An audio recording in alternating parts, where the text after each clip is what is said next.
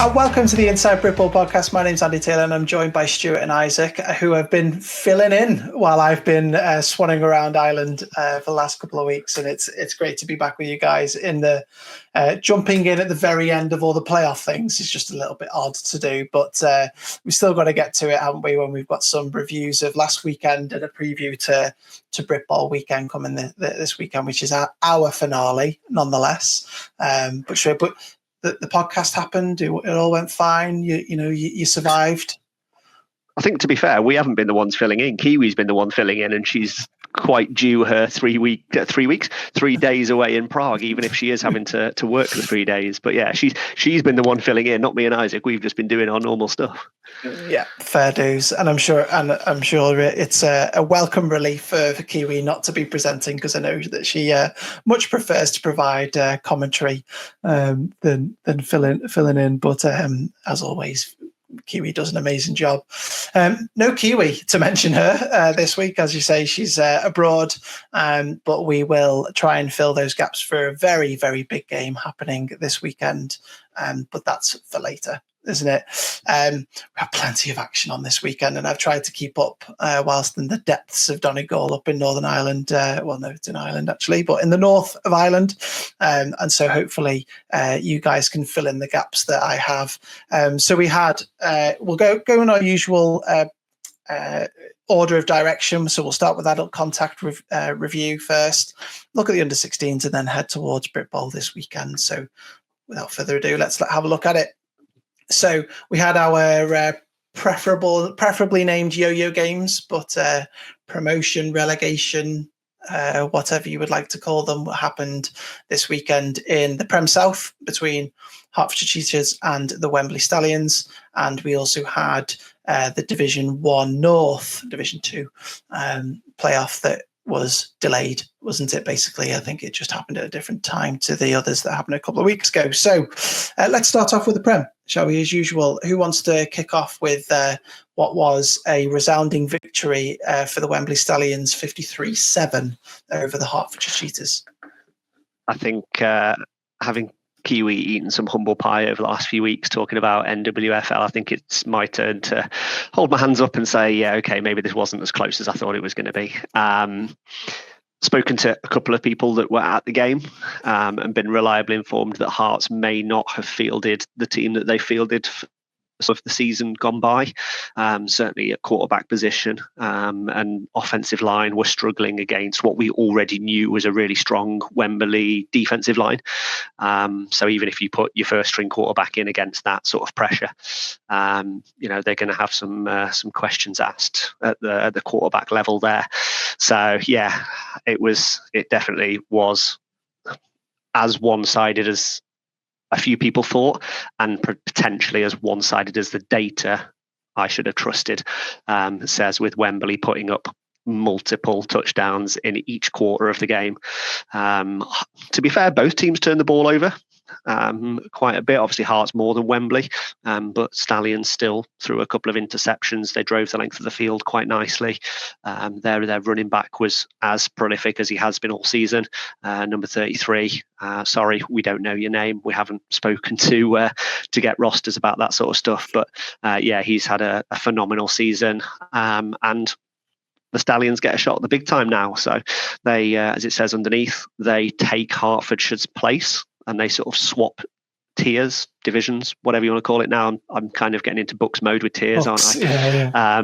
So yeah, Wembley go up to Adult Contact Premiership South, and Hertfordshire drop down into Division 1. But where BAFA realign the divisions, we remain to be seen. We might have a stab in the dark at one point. I know you were talking about doing it, Andy. So let's the way too early BAFA divisions for 2026. Let's have a go. Mm-hmm. Pin the tail on the donkey type stuff, innit? Well, there's nothing to suggest that at the moment that Wembley aren't going to be a straight swap, is there really? Especially with some of the teams that are still up in the north and those that are going up to the Northern Prem aren't going to change that in terms of geography, are they really? And really, that straight swap, you'd expect Wembley to fit right in based on this year's form, wouldn't you, Isaac? That that this is where we see this gulf in the bottom of the Prem and the top of Division 1, and you have a Premiership team residing in Division 1 maybe 1 year earlier, and that if they can retain and recruit a little bit more, then there's no real reason why we wouldn't expect Wembley to be challenging next year, really. Maybe not for the top of the division, but maybe in that Rushmore sort of position that we found them this year. What's your thoughts? Yeah, exactly that. And I think if you're the Cambridgeshire Cats looking at this, you're going to get quite worried that, they ran Hertfordshire quite close, if I remember rightly, especially in the first game, it was really close. So when you see a score like this, even if Hertfordshire, did play their backups or, and played their, more and gave more opportunities to people, you're still looking at that as the Cambridge Cats and thinking they're worried about Wembley coming up. Wembley, you've seen what they've done this year, and the only time where they haven't scored a ridiculous amount of points was in the semi-final against another side who we could argue would easily fit into the Prem as well. So I think one thing that these yo-yo games do is really it lets us see where these teams are going to suit up. You see if it's a really, really close game, maybe they'll struggle like the other side did. But when it's like this, if you're Wembley, you've just got loads of confidence going into the next season. And did you find this gulf in points? This is obviously a blowout, as blowout comes. Were you expecting this as well? I feel that for a Hertfordshire Cheetahs team that have prided themselves on a very stingy defence for a number of years now, and they have had offensive issues for a number of years as well in terms of efficiency anyway, to see this gulf in points, it is slightly surprising, although we have obviously seen Wembley outperform and dominate throughout Division 1. Yeah, I think it's Wembley is the most unsurprising, if you know what I mean. Maybe it is a surprise for Hertfordshire to concede so many, but it's not a surprise that Wembley have scored so many. Just looking at how good they've been this year. Well, they have beaten teams by 48 points on average per game this year, right? And they've just done 45 in this game, so it's on trend. It meets that trend. If you're plotting it as we go along, that's exactly where their average is. So, huge congratulations to Wembley. They've got to retain, because we all know what happens when, certainly in BritBowl, when a star appears on tape. Then there are a couple of European leagues that come knocking. So, especially when they're London based as well. So they've got to try and retain those, because you need that. You need that star quality in our game to be able to compete up in the Premiership, don't you? Especially against the likes of the London Warriors and the Bristol Aztecs, who recruit that type of player year in, year out. So it's nowadays. And obviously Hertfordshire, from their side, they'll be disappointed. Not how do I frame this? I don't expect this to be a rebuild. Do you? Or do you think this is a case of going on the recruitment trail and adding to what you've already got to get yourself back up there? What are your thoughts with Hertfordshire based on what we've seen? Because they performed well last year, albeit they were still down that bottom end of the table by the end of it. But that's 2 seasons, I think, if memory serves, in the Premiership, and the second one has ended in a relegation. Thoughts? One of my thoughts. Again, without knowing the programme sort of particularly well and knowing it sort of inside out, having reached the Prem, players tend to like 1 or 2 seasons and then make the decision whether they want to keep playing and keep going, or whether they want to sort of retire or drop back down and stuff like that. So again, without knowing the roster turnover, whether this is almost expected and whether the selection for this game gives us an insight into what they're thinking for next season, whether it's going to be, okay, let's drop down and take a couple of seasons, as you mentioned, that rebuild word, or whether they actually want to go down and then absolutely make a push back for Premiership football in 27 with a really strong 26 season. So yeah, I think without knowing the squad, those are the two options that I've got.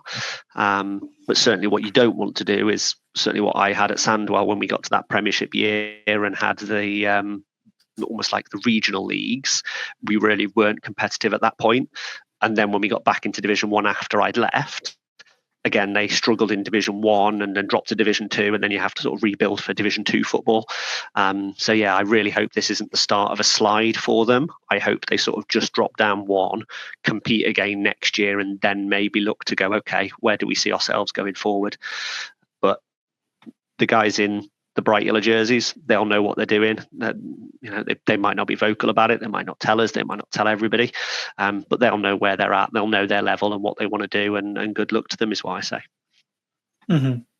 Yeah, totally. And they talk about geography. This is the one where they could end up in any of those SFC1 teams divisions, couldn't they? Yeah. Because I've seen them aligned with multiple different over the years, but they could end up doing a straight swap with Wembley. They could end up causing a realignment with the East. Who knows? But hopefully, they're able to regroup, get some recruitment on, and look for a push for the Prem. Because really, if they do get themselves aligned in the East, it's going to be a tough division, depending on who they end up slotting in with, and the Central ain't no pushover either. So let's see what happens there. Let's take a look at the Division 1 North. And so we have Sheffield Giants, who were hosting this yo-yo game, being they're coming out of the NFC 1 North, who were hosting the Lancashire Buccaneers, who were coming out of the NFC 2 Midlands, weren't they? Yeah, Midlands. Midlands? Yeah, well, they were, weren't they? And so Sheffield 20-8 in the end. Isaac, that's a shock. That's a surprise to me. Is it a surprise to you? Yeah, it is. You saw that Lancashire, especially towards the back end of the season, started to improve a lot. Going into the playoffs as well, they beat a really strong Humber side. They were, and I think that long break has kind of hurt them a little bit, because especially in the playoffs, we've seen it with the likes of Merseyside, how they've gone up. It's just by basically playing a game every 1 or 2 weeks, and you can carry that momentum on. Whereas with this time, they've had a 3-4 week break, and then got to go to a Div 1 side who have then given themselves time to get players fit and back into the squads, and as good as they possibly can be. I know it hasn't been a great season for Sheffield. This is their only win of the season, but they're the only team to remain in the same division in these yo-yo games, if memory serves me right. So it's a credit to themselves. The only clip of the game I've seen is possibly the funniest clip I've seen in a while. I think it just about beats these Kent Mavericks duck a little bit. But yeah. But no, congratulations to the Sheffield Giants. A very unfortunate clip, it's got to be said, Isaac, for it to circulate and to be out there. That is an unfortunate clip. And if you haven't seen it, we'll let you go and see it yourself. But unfortunately for a Sheffield Giants player, they returned a fumble to the wrong end zone, which is very unfortunate. And I think I enjoyed the players on his sideline going that way, because you see the look of it. They're all celebrating, and all of a sudden they're like, "Yeah, no, that guy's going the wrong way." This is very unfortunate. We've all been there, where in the heat of the moment you lose your mind a little bit. But hey, it didn't matter in the end, did it? Exactly. So 20-8. Is this a case of that the NFC 1 North was that good, right? Were Sheffield Giants just the fifth worst team in one of the best divisions in that Division 1? You've got Yorkshire Rams, who did everything right until their final game, right? Dominated until then. You've got Scunthorpe Alphas and Merseyside Nighthawks, who are now Premiership tides, right? And then their other two losses came against Chester. Now, we all know that they're a developing side. Sheffield, they're a programme trying to take it to trying to build on what they've got. Was this was this justification of a yo-yo game, I think, is what I'm trying to ask as well. Because is this a side that finished the bottom of their division but actually aren't Division 2 material? Or is this just a bad day at the office for Lancashire? I think that Sheffield this season have been plagued with injuries. You get rumours and stuff all the time. I think I heard a rumour that they've used 4 quarterbacks this season. So I think straight from week 1, they were on the back foot straight away. They got one of they had a game, I think it might have been against Chester, where they started to look really good. And then all of a sudden the QB goes down injured and it all starts to fall away from them again. And that QB was back for this game. So, I think it's a combination of, Sheffield Giants, if they are fully fit, wouldn't be the bottom side normally. You look at the kind of recruiting area they've got, and they've got 2 universities. It's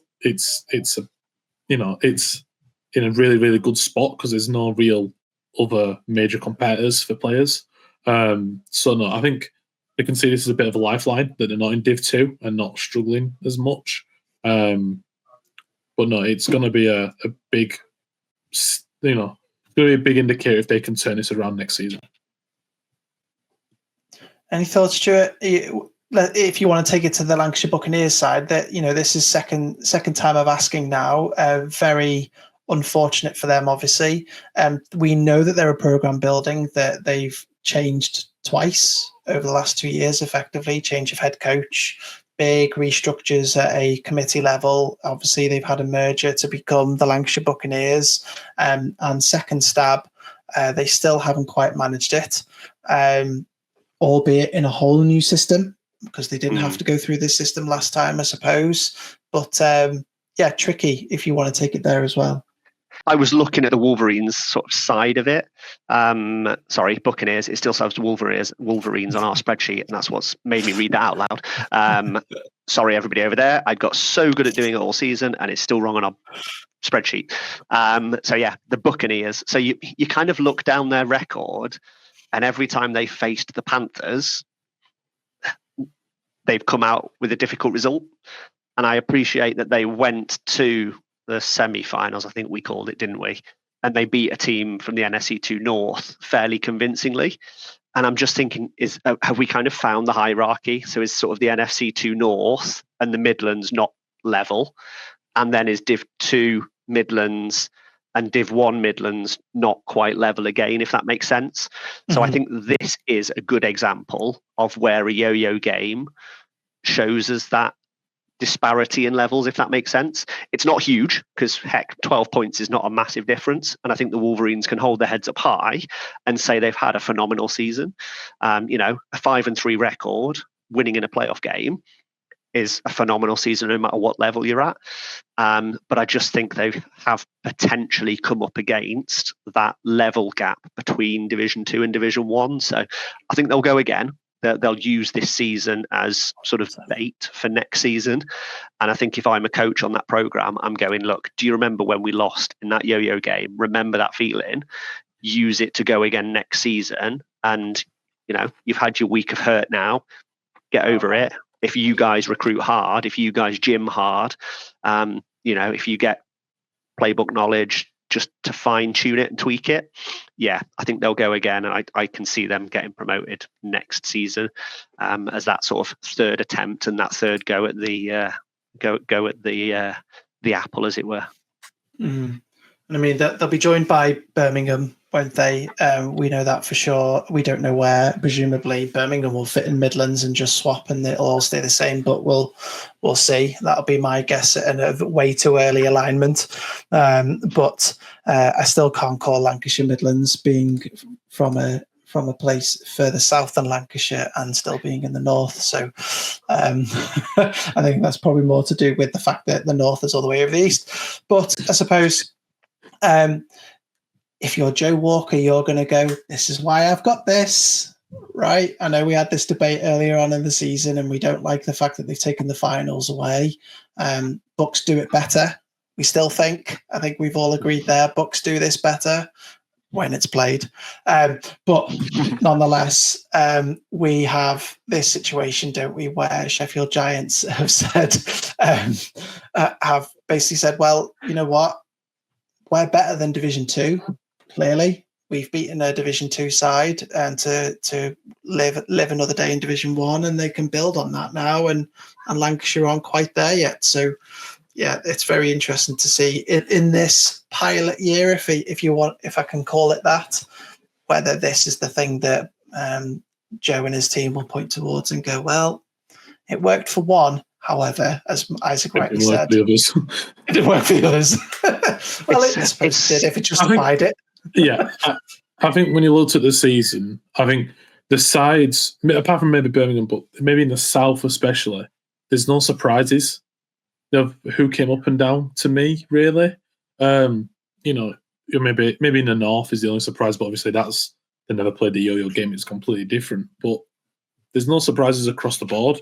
Whereas I think if you give it another year and see where teams are then, because it's going to get really boring if Sheffield, for example, are always at the bottom of the Div 1 North and, they're always playing that yo-yo game and then just beat the second best Div 2 team. I think it's a struggle then because then no one's growing anymore. Like there's nothing going on. But no, it's definitely will be interesting to look at next year to see if it's the Div 2 teams that have gone up. Are they in this game, or is it more Div 1 talent that we're going to see who could be on the verge of going down? And that's not kind of what you hope for, but what you kind of want out of this, I suppose. I think so. I think you want, if you're Joe, you want to know that the people who are going to take the next step are going to last and be able to compete. And that's what this is for, in my opinion. I think the issue that you've rightly pointed out as well, Isaac, is that it shouldn't come at the expense of a final for a participation sport. Yeah. So tricky, nonetheless. It's also not unheard of for teams to be given the option to take promotion, even if they've not earned it. So if they've had a fantastic season, it's the competition management have potentially said, "Hey, you've had a fantastic season. We don't see you as a Division 2 team." Who was it that went up last summer? Berkshire, and Berkshire certainly stick out to me. With a bit of a rejig, they've obviously moved teams up and down just based on record. So I don't know whether they revisit this and go, okay, 3 out of 4 have gone this way. Do we go again, or do we revisit back to the model and say we can still offer to teams who have been successful, even if they haven't gone through the full promotion basis, if that makes sense? There's pros and cons to it. There will be some sort of look into this and an investigation into whether this has worked. And I just hope that the competition management put it out to team admins and head coaches so that everybody gets a say in it. I know that a lot of people will go, "Oh, but I didn't get a bowl game, or I didn't get my day out in the sun, and I didn't get a trophy or a medal and this." And I get it. Like, they are great days out. But you've had like Division 2 bowl games where teams have hosted. Why not just look back at that sort of thing? And even if BAFA don't want to host Division 1 bowl games, let the teams hold a North-South bowl game. BAFA then don't have to pay for it. Yeah. It can be held at a site. 2 teams can pay for it. They can run a GoFundMe site and get it sorted. BAFA can sanction it and say, yeah, go for it, but it's on you guys to organise. And I'm sure teams would soon rack up some sort of sponsorship for that. But again, that's for an off-season chat, and that's for BAFA to look into. And I wish them the very best of luck. It's kind of like when we spoke to Tonya at the end of the book season, and we said, like, "Oh, why don't Div 2 get a final, like a North-South final?" And it's kind of the same argument there, that like when he said, "Oh, because we can only have 3 events on the day," or you could argue then, why are the North and South teams just going, right, let's find out who our champion is. So no, I think it's definitely something to look at to see, because I'd love to have seen, is it Leicester against Hertfordshire, for example? Were it Hertfordshire? Herefordshire. There you go. It's one of the H's. Just Hereford. Hereford. Yeah. It would have been a great game to see, like, them two go ahead, see if Leicester really are the best team in Div 2, like, we all probably think they are. But no, we'll have to, wait and see what happens with that one, because, yeah, it'd just be been nice to see a little bit. See if the two top from the north and the south are the top. Mm-hmm. Yeah, or Oxford, I think, as well, isn't it? If we include everybody. So yeah, no, really interested. I wanted to go a little bit deep into that because obviously there was a couple of interesting talking points there. But nonetheless, congratulations to Sheffield who managed to retain their spot because that's a job well done in the end. You planned well for what was a difficult season and lifeline at the end kept you up there. So there was under 16s that happened as well. There was a finals day there in. Remind me, guys, Oxford, was it? Sunny Sheffield. That's right. This is the national one, isn't it? So we had the national championship side of it, and then we also had the plate. So let's get into the national championship first. I don't know if you want. Let me run through these. Let's run through this first. So we had in the semi-finals, EKP played Kent Exiles. That finished 8-6 to EKP, which sent them into the national final and Kent into the fourth place playoff. Yorkshire Assassins then lost, unfortunately, to reigning champions Rushmore Knights 6-22, and that sorted our matchups towards the end of the day, where the Rushmore Knights retained their title by 2 points against EKP 2018, and Kent Exiles took the third bronze medal, if you like, with a 28-6 win over your Yorkshire Academy Assassins. Isaac, take us through this then. Yeah, well, I think last week when we talked about it, we said that EKP are known just for getting into finals and finding a way to get in there. And that close victory over Kent kind of showed their quality of knowing how to win. They've gone undefeated all season long. They've kind of strolled that Scottish division. And going into a tough game against Kent again, they've just been able to show they've got that little bit of grit where they can just all of a sudden just, switch and find a way. Then you look at the Yorkshire game, and Rushmore showing why they're, national champions now, but definitely reigning champions beforehand, and just having that quality and that class. I think Yorkshire had a few players out, but by the end of the day, you've got to, you've got the team that's with you, and you just got to play the game. I think this. I don't know what it is at the minute with Yorkshire and semi-finals, and I think all three of the Yorkshire teams this year have all lost their semi-finals. Yorkshire Brams against Mersey, U19s, and now this. And in that final, wow, I think this is going to be a rivalry that we see year on year now. That EKP and Rushmore are just going to clash, and hopefully it's going to be in the final each year, and we get as close as this one. And then Kent getting the job done over Yorkshire as well, and there's nothing really much more to say about that one. Mm-hmm. It's a bit of, you'll be able to tell the listeners better than me, but my understanding is that scoring in under 16s is just that little bit easier than other formats. So for EKP to go with just around about 60 points conceded all season until the final, right? So 80 across the entire season.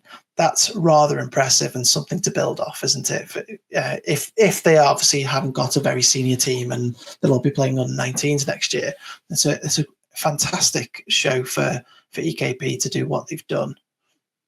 Yeah, exactly. And I remember playing EKP when I played in the national final, and they are a massive, tough team with great coaches. It's definitely something for them to build off of because they are still. They're still the reigning team in Scotland. So they are a national champ, just not the national champ. So it's definitely something for them to build off of and see what they can do going forward. Yeah, and then to Rushmore carrying on what they always do in recent years anyway. Phenomenal youth academy, right? And then starting at under 16s. Under 16s are going to go on as national champions back to back to then move on to under 19s, presumably down the line, which is feeding into a game that we'll be talking about we talked about that a couple of weeks ago, so it will be when we talk about later. A really good program nonetheless. Should we move on to the plate then, or any further to say around this? Because actually, what's surprising to me before we do move on is actually the new names that we had in the final as well. Certainly Kent have got to be really happy with this performance, although I'm sure they would have hoped to have been in the final after the regular season that they had. But that's a really good showing this year, isn't it? If we want to just pause there for a minute before we move on. Did we get any insight into Kent's season in the end? I can't remember whether it was then the elite talking to us or not. Yeah, so I kind of covered it in the preview last week. Kent were the only team that lost a game in the regular season, but the game that they did lose was like a game at the last game in the last tournament on the last weekend. So yeah, as you say, they will have had a fantastic season. I think they'll be like chuffed to bits that they've made it to finals day. And one of our guys in the content group was covering this as a referee, and he said that the EKP touchdown was a walk-off one, so like last play of the game, and then obviously the 2 points there got them that win. So Kents were like a hair's breadth away from probably winning that game, but just unfortunately on that last play, it's like, okay, one play to win. Which one are you calling, coach? And an EKP Pirate coach has obviously dialed up the right play call and got that 2 points in. So, and I think when we flick over to the plate slide, everybody will see just how close all 8 of these games were. So obviously on this slide, the biggest difference, is like 14 points in that semi-final there. And you've got 22 points in the third, fourth place playoff, but that's obviously when you try to get a few guys a few more reps. And then when we flick over into the plate, again, there's some ridiculously close games. You can go back and watch both of the finals. They are both still online. Unfortunately, I haven't had a chance to catch up because I'm ridiculously busy this week. As you could probably tell, I'm out and about on the road again. So yeah, I haven't had a chance to catch up on those. So apologies, U16 guys. I have seen one play, which we'll come on to as part of the plate final.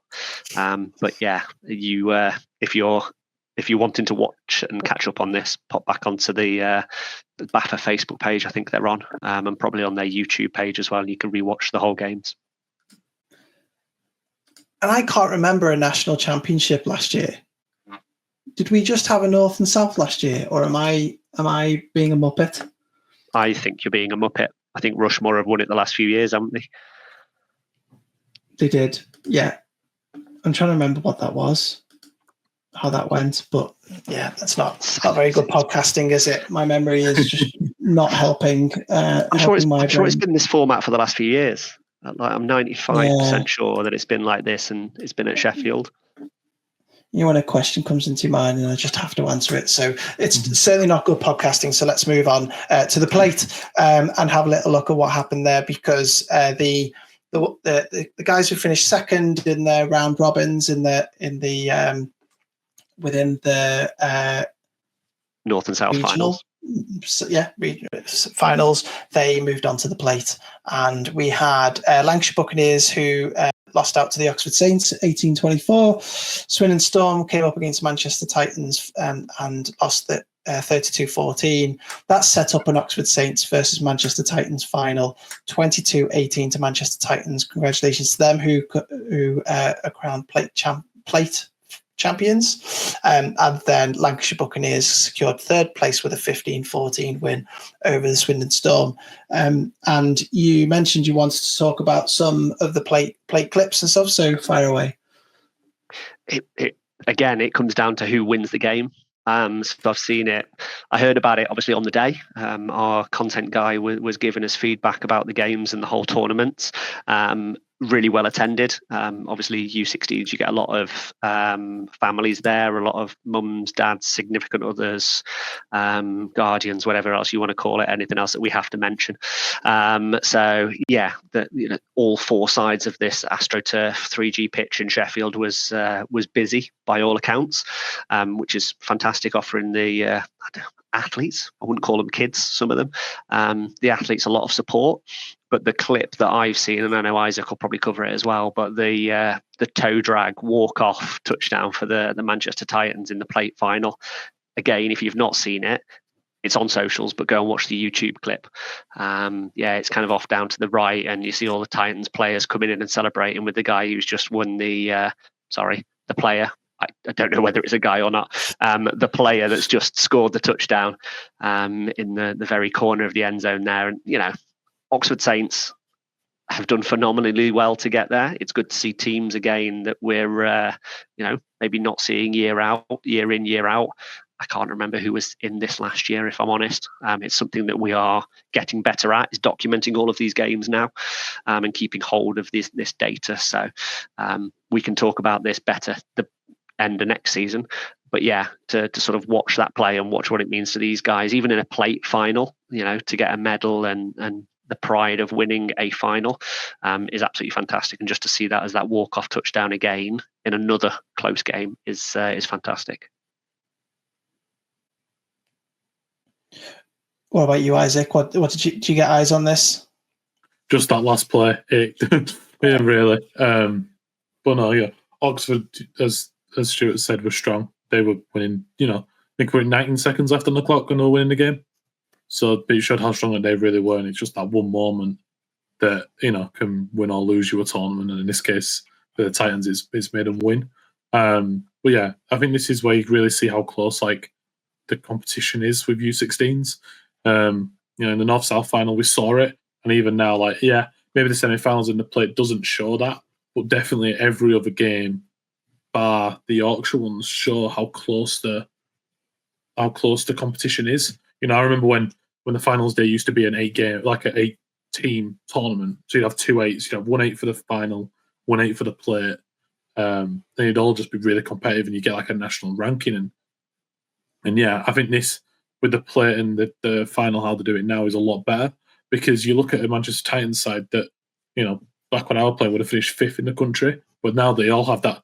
These athletes now all have that moment with that one player who's won them the game. It's a really special thing to have, and something that they'll remember long into their playing career. And potentially a springboard for next time. And as you say, I had to clear my mind and try and remember what happened last year. And yeah, you're right. It was this format again, and just seeing new programs. So the national championship last year was Rushmore, but we also had Tamworth, Solent, England, didn't feature at all in these finals this year, and they were replaced by some, certainly a team that was in the plate last year, so EKP, and last year also had Swindon Storm, Chorley Buccaneers, and the Northampton Knights last year. So it can be program building these things, and Titans are all about that. Why wouldn't they go on and build from here, taking national championship sort of confidence into either your next step in under 19s or next year for under 16s again? It's a real positive, isn't it? And congratulations to them. Oxford have had a great season as well, though, haven't they? In this format, I know they came in relatively low seed, didn't they? So I'm sure they would have been. They probably would have been all right with the 4 and 4, really, in the division that they had. Going in the division with Solent Seahawks and Rushmore Knights. That's a tough division to be in. To come out of that, albeit by, was it one average? Was it a average point against or something like that they got in against, if memory serves, and then make it to the plate final? Then I'm sure. Whether we'll get any feedback from that program, which we do tend to, but I'm sure they'll be very happy with how their season went in the end. And you'll be proud of me. I'm pretty sure I mentioned. You'll be proud of me. I'm pretty sure I mentioned all of those stats when I was looking through the spreadsheet last week. Kiwi sensed I was flicking through spreadsheets and asked me for data. So yeah, I mentioned all of those. It's funny, the teams that you just mentioned from last year who were absent this year, their under 19s programs have had good years this year. So it'd be interesting to see the correlation between the amount of players that graduated from U16s this year from successful teams into U19 teams this year who have also had successful seasons, and also track who's in this tournament this year and see whether their U16 program is still successful next year because they've had that year of graduation into their U16s, or do these teams drop off a little bit because the athletes are graduating to U19? So it'd be interesting to have a look at that, get them highlighted on our spreadsheet and review this time next year. It's all the more impressive of what Rushmore are doing, isn't it, really? the fact that we've had such big turnover in the other games, but Rushmore is still there. Brilliant stuff. Anything more to add before we move on to this weekend? I did touch on the Rushmore Knights average age post that they put out as well, and we've seen that their adult club have since named Calvin Stitt as their head coach for the adult program next year.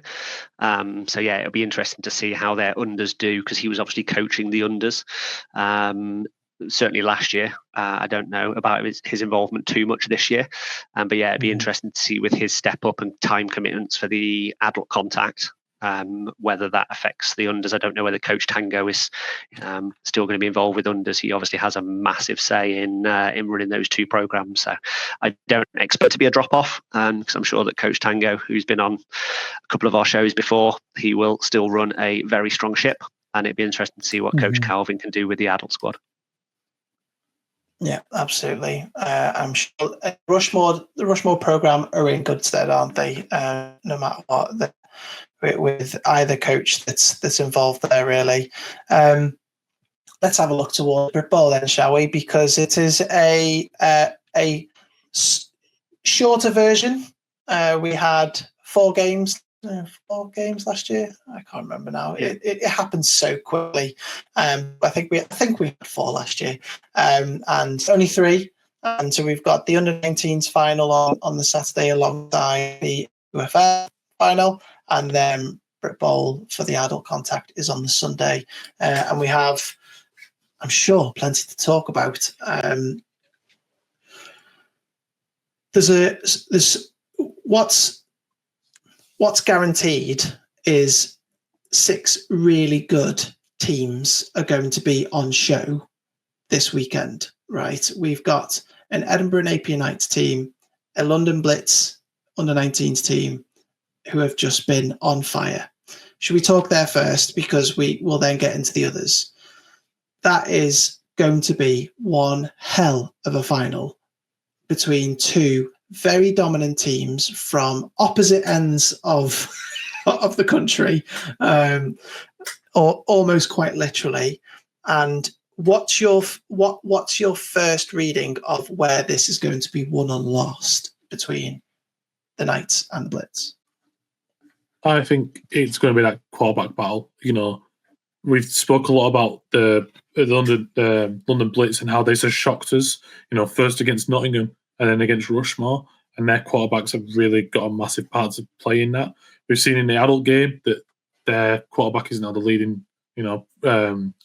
leading touchdowns, and I presume it's going to be the exact same for the juniors as well.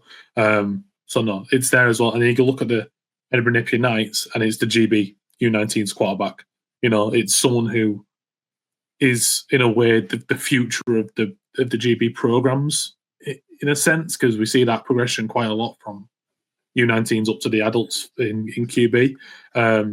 So no, I think that's why it's won and lost, really. Who can step up out of them 2 players and really lead their team forward and and show what they're about.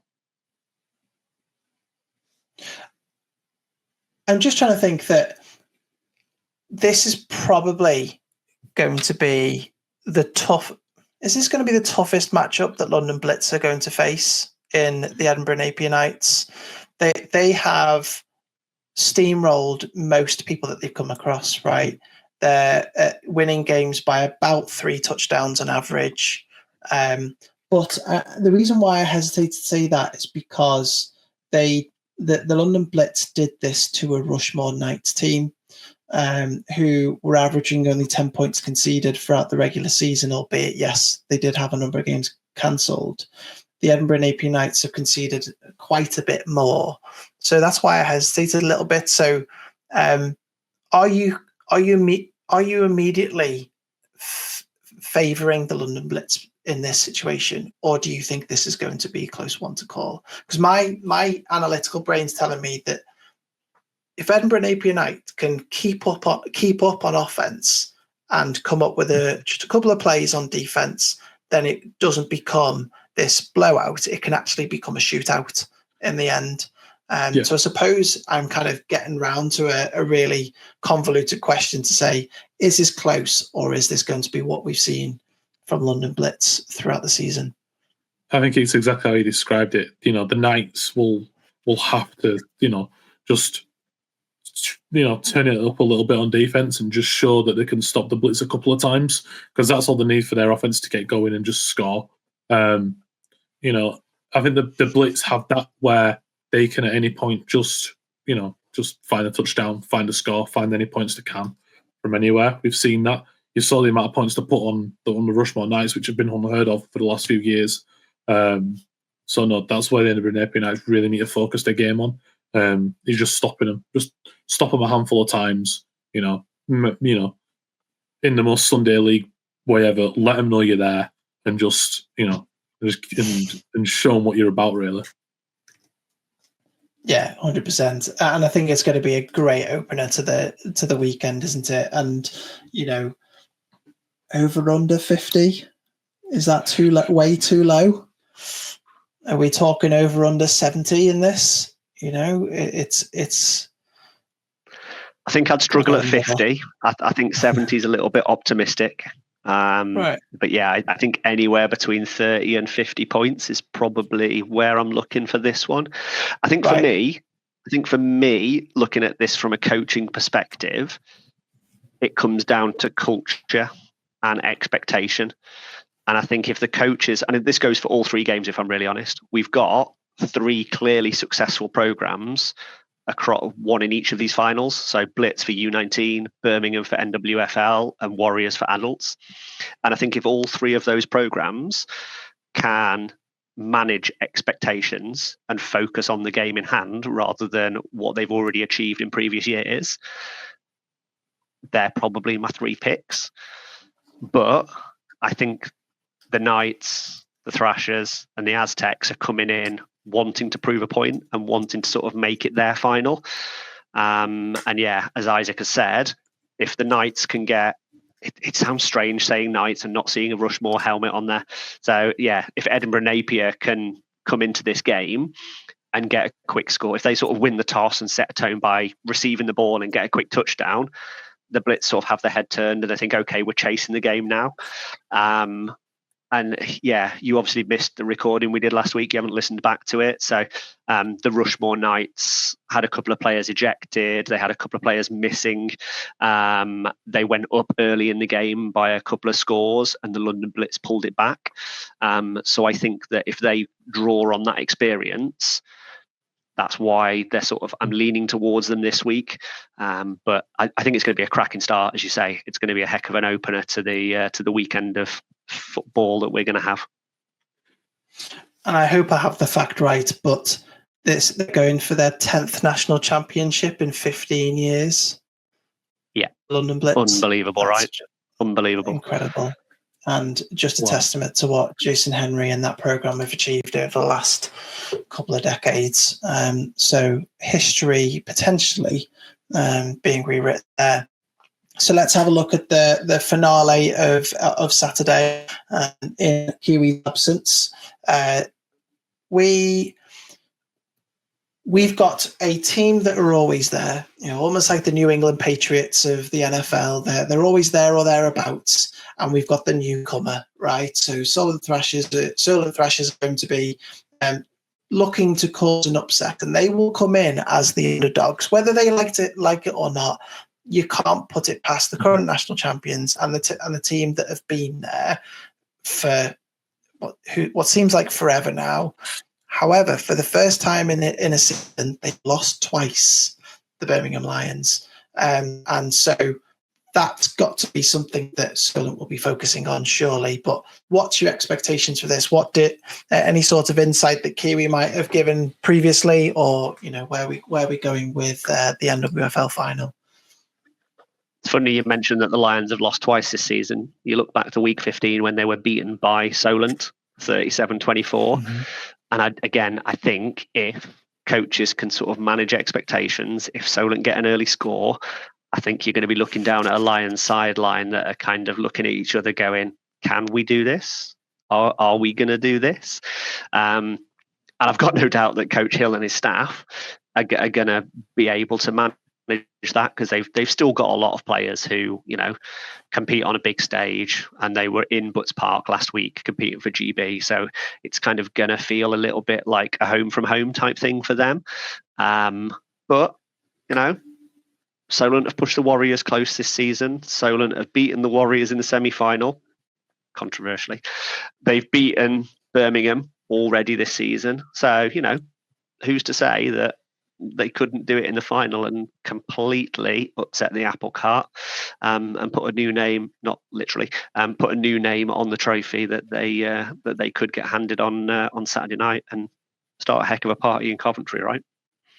Mm-hmm. And I mean, the one thing that Birmingham will have to be wary of is that Solent have scored on average 3 touchdowns a game, right? Not literally, but they do score points. So Birmingham do have to come out with an offense unless they can strangle them on defense, right? We know Birmingham Lions will dominate the lines of scrimmage. How can Solent work on that, take it to the outside, work on any sort of weaknesses they may have seen in the passing game or in a fast run game? They've got some very quick to players, haven't they, Solent Thrashers? They've got some GB caliber players, which Birmingham Lions have got plenty of. And, you know, I hesitate to go, we've seen this, why can't it repeat itself? Because it's very, very difficult to do it twice, isn't it? Against a team that haven't been on this stage before, and that counts for a lot, doesn't it? So you've got this sort of like underdog mentality, got nothing to lose, or you've got this, we've not been here before, how do we deal with it? So it will be a balancing act, and it'll take a good coaching job to get this team ready for a tough challenge, won't it? What are your expectations in this match then? I think it's going to give me. It's going to be. Sorry, Isaac. Go on. You can have your say. I've had mine. I think it's definitely going to be a close one. I think that, you know, we saw it earlier in the season that Solent do have the potential just to go and beat whoever they want on the day. You know, beating the Warriors, yeah, controversially, but they still beat them. You know, even if they want, they were still competing to a higher level with them, beating Birmingham already. You know, they've put teams to the sword multiple times this season. And I think it's just having that confidence in themselves that, yeah, you've never been here before. The lights may be a bit too bright, but you're on there on merit. You're not there just by other teams forfeit. You're there because you deserve to be there. And I think that's what they've got to remember, and that they are a good enough side. But that's why I think it's going to be close as well, because Birmingham are also a very, very good side. And we've seen it year in, year out. They've just got that caliber of players that can just be, you know, the best in this country. So no, I think that this is definitely going to be a close one. I think this weekend we are definitely going to see the best of British American football, by far. Just how close and competitive the games really are going to be. Mm-hmm.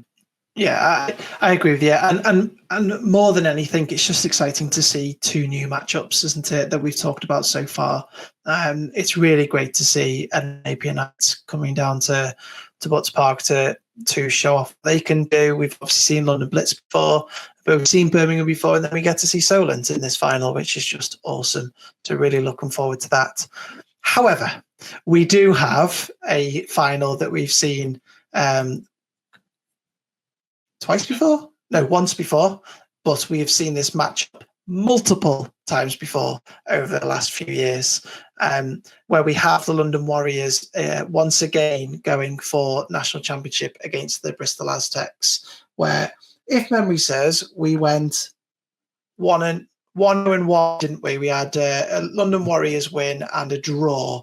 So is that Bristol Aztecs learning and getting better and reining the Warriors in? Was it an off day for the Warriors, and actually we're going to be back to it, or what's your expectations? Because last year was really close encounter until the end of quarter 3 into quarter 4, if memory serves, where London Warriors then had Andy Owusu on fire and took it down the rest of the way. Take it away. What do you think? What are your expectations of this match, and where's it going to be won or lost? I think this year is going to be a lot closer than last year. I think with Aztecs having their sort of first go at the cherry last year, as it were, I think this year, and certainly with the 2 games we've seen this year, the Blitz have the Aztecs have closed that gap considerably, especially with the draw in the final game. I think the Warriors will kind of be kicking themselves. The Aztecs even left points out there. They missed a field goal in the dying embers of the 4th quarter in that game at the Dings. So, yeah, I'm really looking forward to this one. I want it to be close towards the end of the 4th quarter and Butts Park to get really loud. I'm sure both teams will bring a phenomenal following.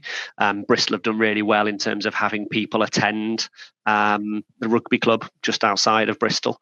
And the Warriors, I'm sure they'll travel. They tend to bring fans wherever they go. Their women's team won't be there to support them this year. They may still travel because I know that they have fairly decent links within their programme. What do we know about them? One team has been a little bit more vocal than the other on socials. London Warriors, I don't know if you saw, Andy, while you were away. They've done their previous reincarnation of going dark, which, as I said last week, perfectly fine. If that's the way you want to operate, perfectly fine. It's like an ethos thing. It's a mantra thing. I was listening to a separate podcast by another couple of friends of mine, and they were saying that sort of mentality is changing slightly, more so because of who and where they've recruited from over the last couple of years, and sort of the way that the players are being. The management and the coaching structure is obviously still trying to hold true to that. And I get it. You don't want people seeing footage online 2 weeks or a week before a national final showing things that you may just have run in a semi-final. Don't share film. Definitely don't give your secrets away that you've run in a semi-final that you might not have run all season. So I'm really looking forward to it. I'm glad I'm going to be there all weekend to watch all 3 games. And yeah, this one is going to be a big one, especially as it's a standalone fixture on a Sunday before the NFL kicks off this time. Usually it's been like a 4:00 kickoff or a 5:00 kickoff on a Sunday, and a few people have tuned out because it's NFL kickoff weekend. I think competition management have done a good thing in terms of bringing this game forward slightly, so that if you're NFL inclined and BritBowl inclined, you can watch everything on a Sunday afternoon. Let alone it's probably nicer for any travelling teams to arrive for a 1:00 kickoff to be able to then go home, right? A reasonable hour, because most people will still have work the next day. And I think the games that I've watched of this, and there obviously haven't been tons of streaming, but there has been some over the last few years, is that I've never once felt that the London Warriors weren't in it. So the Bristol Aztecs are going to have to bring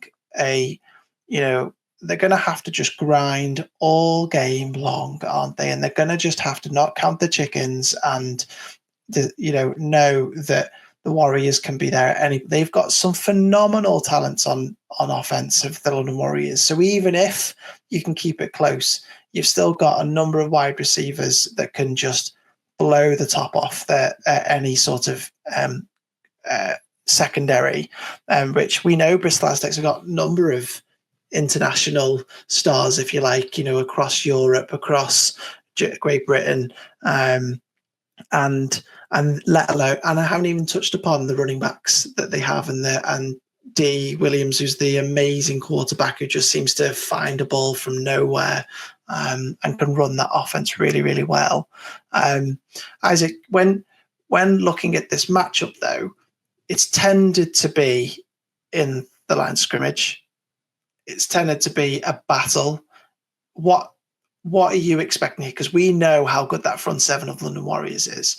But when you go across that Bristol Aztecs offensive line, saw him in the ELF last year and him in the ELF last year, and you see some what would be domestic stars in our eyes all the way along the offensive line. Yeah, and I think that's something what the Aztec coaches really looked at. You can kind of tell where, when they were announcing all these great players they've signed, they started off with their O-line. It was like, this is where we need to improve to beat the Warriors. They would have seen the Warriors as their main, their only rivals really for a national championship, because that's just how good these two teams are. You look at the not just on the lines, but the altogether the caliber of players that they've recruited, ex-NCAA NFL players. You got Ethan Gretzinger that just somehow just finds a way to put yards on any single team he plays against. But the reason why they're doing that is because of how strong their O-line now is. And it's something that definitely, if they're going to compete with London, like they did in the last game where it was a tie, they're going to have to, really look onto the O-line and D-line and just be like, right, lads, it's on you. Like we need something big from you. So yeah, I think that going into this game especially, their head coach, if I'm memory serves right, is a line coach. So he'll be like, just show me what you can do.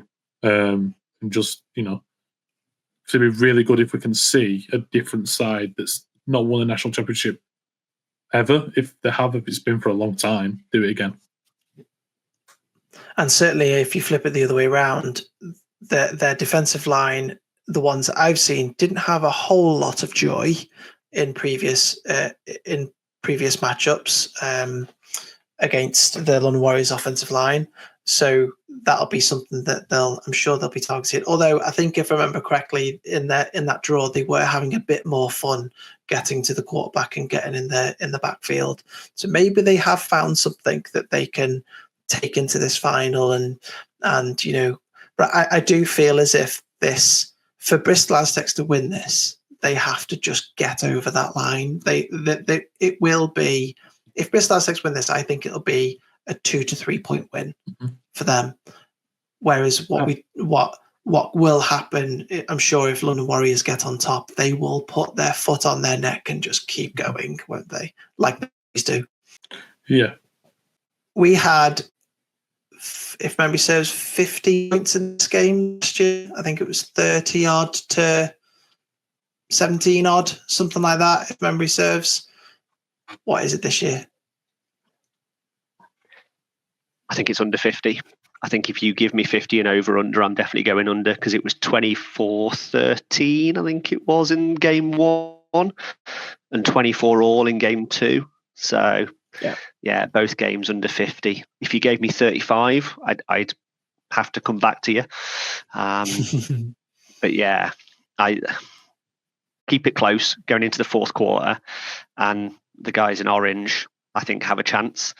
I'm looking forward to seeing the orange kit in person. I'm going to hold back my judgment until I've seen it in person. But yeah, we'll see what happens with that one. Although a gunmetal grey of London Warriors versus orange of Bristol kind of has its appeal. It's two unique and definitely clashing colours. I definitely don't want the grey versus white that we had last year, I think it was, wasn't it? And it was like, which team's doing what now? And yeah, looking forward to seeing the orange. That's awesome. Brilliant. I mean, anything more to add for this BritBowl weekend before we move away from it? Because there's 3 incredible matchups that we'll be able to watch, presumably, Stuart. We'll be able to watch these matchups this weekend as well. Yeah, BAFA have already shared the tickets link, so it's in Coventry. Get yourself down there. All the times are on the graphic here. So the U19's kicking off 12 p.m. on Saturday, women's kicking off 5 p.m. Saturday, and then adults 1 p.m. on the Sunday. Tickets are online, so try and get down to Butts Park. It's obviously better to watch all the game and watch all the action, both sidelines, both end zones, from your seat in Butts Park, and get behind a team that you want to. There's lots of stuff going on. I know that there's a couple of vendors there.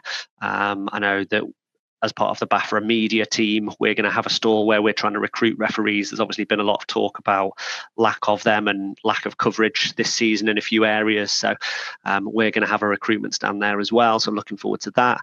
I believe during the adult game, there's some plans of having activities on the field or just off the side of it at half time. So it's going to be really interactive. So yeah, if you can't make it, so if you do live in Scotland and you can't travel down to watch the Napier Knights, or you can't travel up from London for some reason, it is going to be live streamed. On what platform, I'm not sure. BAFA will obviously share that out as we hurtle towards the weekend. And we'll make sure that we share it with the community as well.